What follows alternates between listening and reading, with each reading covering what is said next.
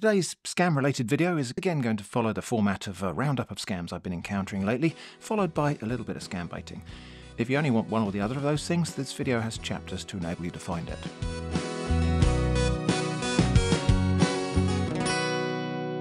First, YouTube bot comment weirdness. I've been seeing a lot of these comments where it's just a list of names, or sometimes a name in a landform or a place type name or something. The usernames are often two names followed by a letter-numbered letter, and the accounts are always nearly brand new. Clearly bot comments, but it's not immediately clear what their objective might be. Unlike the usual bot spam, there's nothing of note in the user account, no links promising riches or juicy adult content. They're just very plain accounts posting very bland comments. My first guess was maybe this is some sort of training exercise for whatever bot someone is about to unleash on the platform, or perhaps just some kind of account farming or something like that.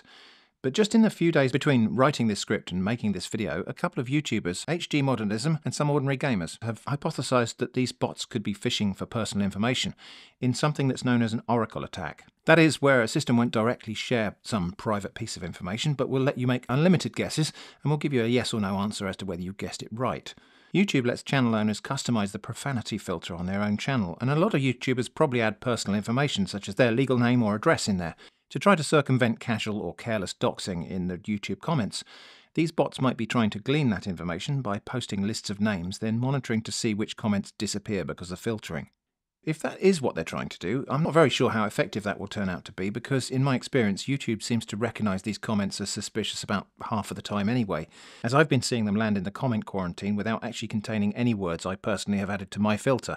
So I think YouTube is quarantining some of these based on other criteria such as pattern of behaviour and frequency and similarity of posting. You're not likely to see many of them on my channel as I deal with them pretty actively, reporting, deleting, blocking. But if this is an oracle attack, it's likely that whatever intent these things have has already been served by the time I wake up and deal with the actual comment.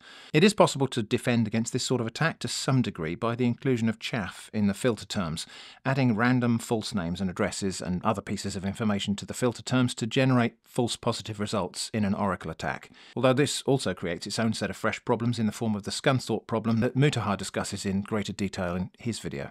One thing about this before we move on, just a polite request. I know that a lot of people on hearing about this might think it's hilarious to post a comment in the style of these bots. Please don't do that for three reasons. Firstly, it's not as original and probably not as funny as you might hope. Nextly, emulating bot behaviour will literally make it more difficult for me to manage this problem. And finally, I don't know who you are. If you behave like a bot, you're likely to be treated as one. It's a great way to get yourself reported and blocked. Thank you for listening to my request. Next, a scam ad which I've seen on both YouTube Shorts and Instagram Reels. Let's take a look. This is the latest blood glucose, blood pressure and oxygen measurement device developed by St. Thomas Hospital in London. Simply clip it onto your finger and it will measure your blood glucose, blood pressure and oxygen levels within 3 seconds. Given the current climate, which can affect the physical and mental well-being of the elderly and children at home, as well as friends with high blood glucose levels, I strongly recommend this blood glucose meter. It boasts an accuracy rate of 99.9%. Additionally, it is highly portable and can be easily carried in a bag, making it very convenient for use on the go. This is a great invention, as it has already received 58 national patents. To promote better health for more people, the first 100 orders will enjoy a 50% discount, and if you are not satisfied, you can get a refund. So this is a scam for a couple of reasons. Firstly, it claims to monitor your blood sugar, but this is clearly just a clip-on pulse oximeter. You can't measure blood sugar with these. It isn't a feature. Nextly, it claims to have been developed by Guy's St Thomas Hospital, but that's just an outright lie, as confirmed by the actual hospital on their webpage. Props to them for speaking out about this scam. Finally, it's a scam because probably you will receive a device that looks something like the one depicted, but you'll be paying 2 or 3 times the normal price for it. These kind of devices are on sale everywhere, sometimes quite cheap, and if you happen to be in the market for a pulse oximeter, don't buy from this ad, and don't just buy the first or cheapest one you see, as I understand some of these are very unreliable, inaccurate, or might be outright fake. That is, they might be showing pulse and blood oxygenation readouts that are just made up. I'm not even sure how to find a good one, but just be aware that this is a product category where the market is saturated with scams and garbage copies of real devices. Next, another ad for another similar bait-and-switch scam for a supposedly tiny wireless video camera that looks like something from spy fiction, probably because it is fiction. When you're away from home and worried about the elderly and children at home, just use this smart mini camera. It doesn't require installation and can be placed anywhere you want. You can see the real-time situation at home from miles away. It works even without internet or electricity, supports recording with audio, and you can watch playback. Our mini camera comes directly from the source factory, and you can get it for the price of a meal. Moreover, this mini camera uses an ultralight camera that can connect directly to your phone, allowing for remote operation. You can clearly see the actual situation at home even when you're outside. It features a wire-free and installation-free design, so you can place it wherever you want to monitor. It also has night vision functionality and can work normally during power outages. Having one at home really brings peace of mind. Hurry up and take one home to try it out.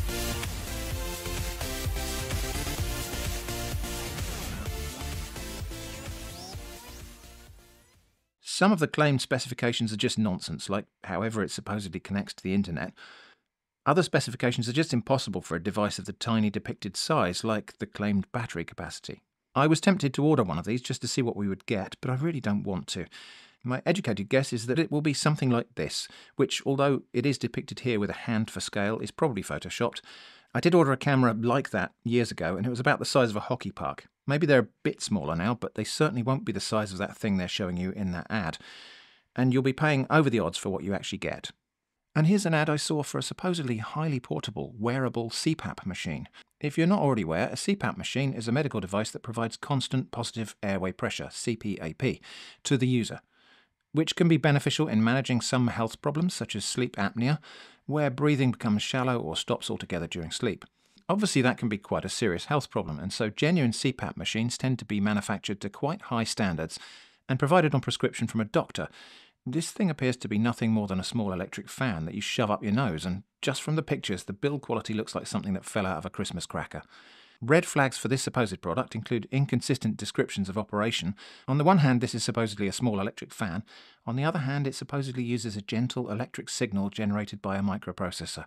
I don't doubt that this thing actually exists or that they would send you the thing if you paid for it, but I very much doubt the quality, and I would not be at all surprised if it's just a basic fan, a lithium soft pack cell with a rudimentary charging circuit, probably similar in construction quality to a typical cheap disposable vape, but at 5 times or more the price.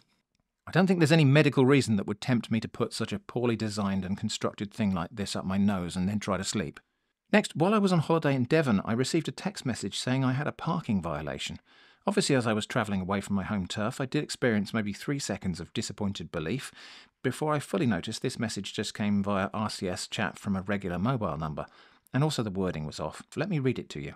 Parking penalty charge notice. Please pay a parking penalty charge notice, brackets PCN, issued by a local council.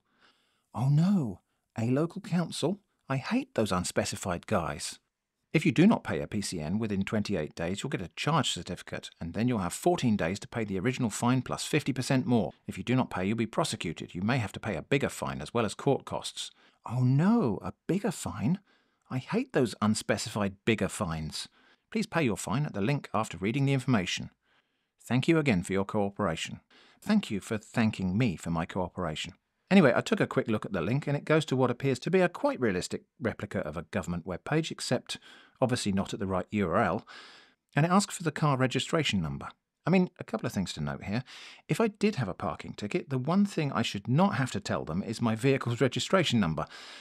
But the other thing that might not be quite so obvious is that the parking violation notification wouldn't arrive by text to my mobile phone. There's no specific association between my vehicle registration and my mobile phone number. Anyway, it turns out you can enter any alphanumeric value you like into that form, and it will tell you that vehicle has a parking violation and that a payment of £20 is required. I continued on and entered fake card details provided by a web page that generates safe but realistic fake card details that people use to test EPOS machines. It does appear to be trying to process a payment for these card details. This isn't always the case with scams like this. Sometimes they just want you to enter card details, then take you onto a page where you enter bank details and other stuff so they can capture it all for a more targeted, aggressive scam later. One interesting detail is that the location they gave me is close to my geographical location at that time. I assume they're just looking up a plausible location based on the IP address of the client machine that accesses the web page. I reported and blocked the number, and a couple of weeks later, not the 28 days they threatened, I got another one with slightly more threatening wording. And the wording of this one is, again, all kinds of wrong. Let me read it for you. DVSA Fixed Penalty Office last notification. You have not paid your ticket within the stipulated time. Today is the last time to notify you to pay. We will ban your car from driving on the road starting tomorrow and transfer your parking ticket to the court. Please wait until you receive the information. Process your ticket as soon as possible in the link. Thank you again for your cooperation." And the link again just goes to another copy of that same scam page. And I imagine there might be some more of these to come. Perhaps there will be one detailing a supposed prosecution. If that happens, I'll mention it in a future video. So that was the roundup of the various scams and spam I've been seeing. Now let's go scambaiting. I've received and replied to a lot of scam emails. Here are a couple of those. The usual random loan offers. This one supposedly from Mr. Hassan at Gulf Project Finance, offering me, a complete random email stranger, a loan of up to $10 billion, because that's exactly how finance works after all.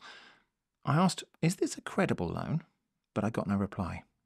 This email from Michael Isioma, who claims this is the second time of writing, which is a common scammer tactic to induce FOMO, and claims to supposedly work for the First Bank of Nigeria, but also has an email footer in Chinese that says something about email confidentiality, and asking me to confirm that I am the owner of this email ID. I replied, "Dear Michael, thank you so much for contacting me. I am the owner of this email ID. Or I think I am. What is an email ID?" The scammer, whose name was now apparently Mike Isioma, wrote back with a classic scam template where there is supposedly a stray unclaimed transaction for $3.3 million that just happens to match my name, or rather the name Mange 2, and the proposal is that we embezzle this money. I asked, is this about the Warosa Fund? I've been trying to recover it for many years now, but every time I pay the fee, something goes wrong. The scammer just pressed on with the next step in the script and sent me this rambling email with details about how I was to proceed and how they would be in trouble for helping me if anything was revealed. This in spite of previous assurances that everything was 100% risk-free. I was confused, so I complained, "I'm not sure if this makes sense to me. Does it make sense? It's the Barossa Fund, right? Or is it not?" The scammer confirmed, "Yes, it is." "Okay," I said, "now we're getting somewhere." But where? The scammer advised me I should now contact someone else, the supposed operations manager, on a different email address. I said, "Okay, I've copied her on this email and I look forward to receiving the Warosa Fund." There was a reply from the scammer, but nothing from the other email address, so this conversation faded away into the background for a while. Until actually the point where I was putting together all of the screenshots for the video you're watching and realised we could probably resume this discussion. So it went on. I said, "I've heard nothing from Mrs." The scammer replied, "Thanks, send her an email to find out the reason she have not written." I argued, "Well, I don't see why I should be the one to do that. I think she should contact me to tell me why she's not contacted me." "You are mad," decided the scammer. "That's a sort of strange thing to say," I replied. "I just want the Barossa Fund." No reply. I decided to try the other email address. Mike Isioma is making childish excuses about your failure to respond to me. It's like communicating with a small boy, so I suppose it falls to me to be the adult. What is the reason for your non-response? Please note that you will have to respond in order to answer this. Email received, said this scammer, or perhaps the same scammer on a different account. You were asked to send your house address and telephone number and your ID card scanned copy for the processing of your fund transfer. Instead of you sending it, you started asking for what? That is the reason I decided not to reply back to you. Again, for faster process, you are required to send $275 for the processing fees. Send it by MoneyGram to the receiver's name as below, and the name of somebody in Lagos, Nigeria. Send the payment details and the scanned receipt of MoneyGram. I wait for an urgent response. I replied, "Is there some reason why you're being so incredibly rude?" "Never was I rude to you," argued the scammer. "Denying that you were rude is even more rude," I was quick to point out. "Also, who is this person you want me to send MoneyGram to?" "She is my personal assistant," said the scammer. "Okay," I said, "I will send the MoneyGram today." I thought maybe it was the name of a child or something. "I wait for an urgent response with a scanned copy of MoneyGram payment receipt," replied the scammer. But there was a problem. MoneyGram would not allow me to send the money for this purpose. They told me I could not send it. Quick as a flash, the scammer responded, "You should then try to send it through Western Union Money Transfer or by Ria Money Transfer. If they do not allow you to send through these agencies, then you write back to me and let me know if you can send money to a Bitcoin account." But I was not satisfied. "Why did you ask me to send it by MoneyGram when they say that I can't send money to Nigeria for bank transfer fees?" But the scammer just repeated the demand for payment by other methods. "Oh, and Editing Shrimp only just noticed this. Tell them that you are sending to your friend." I said, "It's very disappointing that you did not even answer my question about why you demanded payment via HoneyGram when that doesn't work. Why did you do this?" And then I relented. "Okay, fine. I will go and try to send the money via West Union. But I think you should know that I have a serious medical condition affecting my knees called bird legs. and this makes these repeated journeys into the city very painful and inconvenient for me. Later that day, I wrote, OK, so I went to the Western Option office, and after I explained the problem there had been with MoneyGram, they said the same thing. They will not transfer money to Nigeria for fees relating to funds. They just refuse to do it. So why are you asking me to do these things which are impossible? Please answer this. The scammer did not explain, but merely asked, can you send the fees to a Bitcoin account or to an agent in Philippines? Which is interesting, so clearly we're dealing with a scammer who has some money mules lined up. Not until you explain why the previous two methods were disqualified, I said. I'm not walking all the way back to Poppleton again to look for the Bitcoins office until you start explaining. I really do not know the reason why the agencies did not allow you to send the fees to Lagos, Nigeria, claimed the scammer. Oh, I think you do. I think we both do. I will send to you the Bitcoin account. You shall send it once you are ready. I shall not, I retorted. I don't even keep bits of coins. Who does that in 2024? I have piped the money via CoinSquirt. Here are the details. A little later that day, I asked, OK, so now you have the payment, what happens next? But it looks like the scammer might have given up. At the time of making this video, no reply.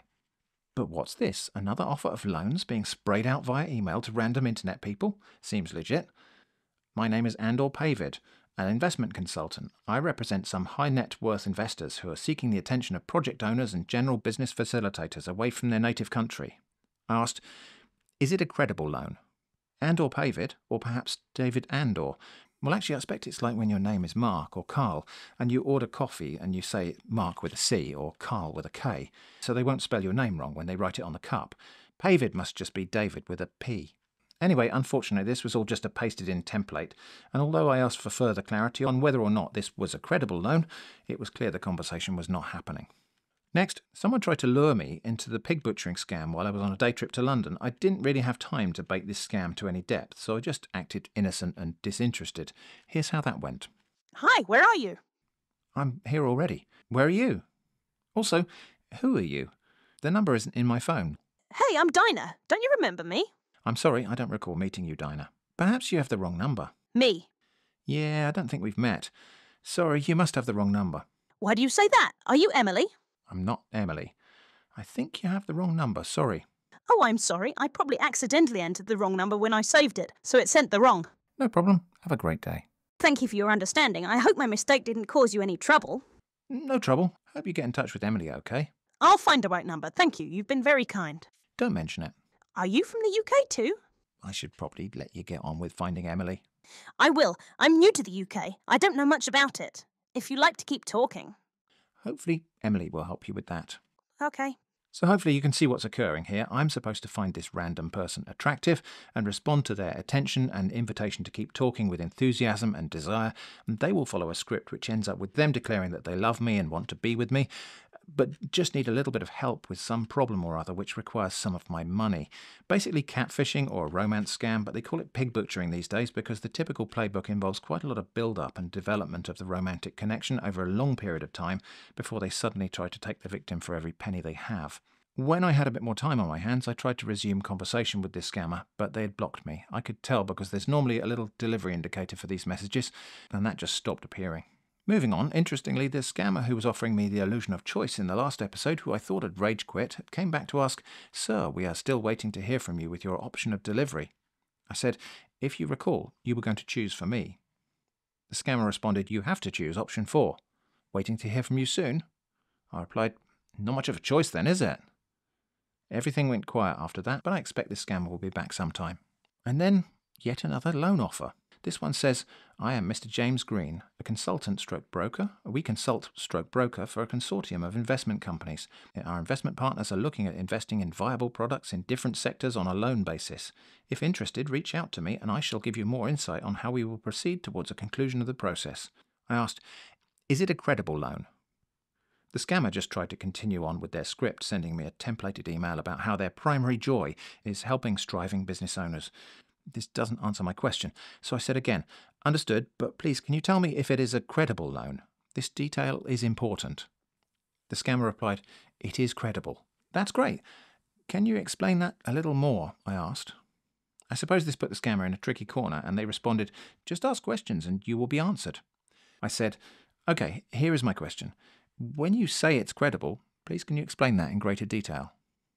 The scammer just replied with another wall of templated text, so I thought I would try something more specific.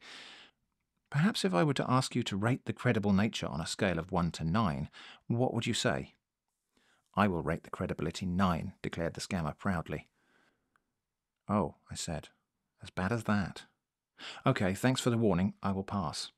Next, an email from someone apparently called Webam Damam saying, "Attention. I have a life-changing business collaboration which requires your urgent attention. Kindly get back to me urgently for more details through this private email. Thanks and govern yourself accordingly." Thank you, I said, I will, and asked, "This sounds pretty important. Is it?" The scammer replied, "My name is Mr. Nelson Chamiza, a broker, and I am a South African citizen. I contacted you here on behalf of Carlos Manuel de São Vicente, a top Angolan businessman whose 900 million United States dollars was frozen in Switzerland by the Swiss government." And of course it goes on, and the idea is I'm supposed to be tempted by $900 million and pay some fees. I said, "I have 1 or 2 questions about this. May I ask them?" The scammer replied, "You may go ahead and ask your question. I am waiting to hear from you." "Thank you," I said. "That's very kind." But didn't actually ask my question. "Okay," responded the scammer. "I'm still waiting to hear back from you." "Thank you for waiting," I said. "That's very considerate." "How are you doing today?" That wasn't one of my questions. I was just being civil and all that. The scammer tried to progress the scam, writing, "Thanks for your quick response to my email. And for us to proceed further with the transaction and transfer of the funds, you will be required to forward down the below information, as stated, to enable us proceed with the legal documentation of the funds." And of course, they wanted my personal information. You know, the kind of information you should never share with a stranger on the internet. Upon receipt of the above information, the representing attorney will first draft an agreement based on the percentage sharing of the fund and investment, blah, blah, blah, blah, blah. So I'm waiting to receive the above information so we can move forward. "Okay," I said, "but you haven't answered my questions, first or second." The scammer asked, "What is your question?" I replied, "I've not yet asked the first question. Please stand by." I left that a little while, then I said, "Okay, my first question is, in your initial email you said something about a life-changing thing. What was that about?" The scammer responded, "F*** off." Well, that escalated fast. I tried to continue the conversation, but the scammer didn't reply any further. A week or 2 later, the same scammer sent me the same opener email again. I suppose they're mailing out to such big lists of potential victims that it's probably difficult for them to delete one email address from the list just because it was a Scambaiter. I replied, "But I think it's a little too soon for this scammer to have forgotten me yet." There was no reply. And finally, on that topic, I thought I'd check in with McAllister, responding with just "hi" to the first email that scammer ever sent me. Sometimes replying to an old scam like this gets them to start all over if they've forgotten about me scambaiting them. No response as yet, so it's impossible to say for sure at this point whether Davis Bond is still dead. Anyway, that's all we have for today's video. Thanks for watching, stay safe from scams, and I hope to see you again soon.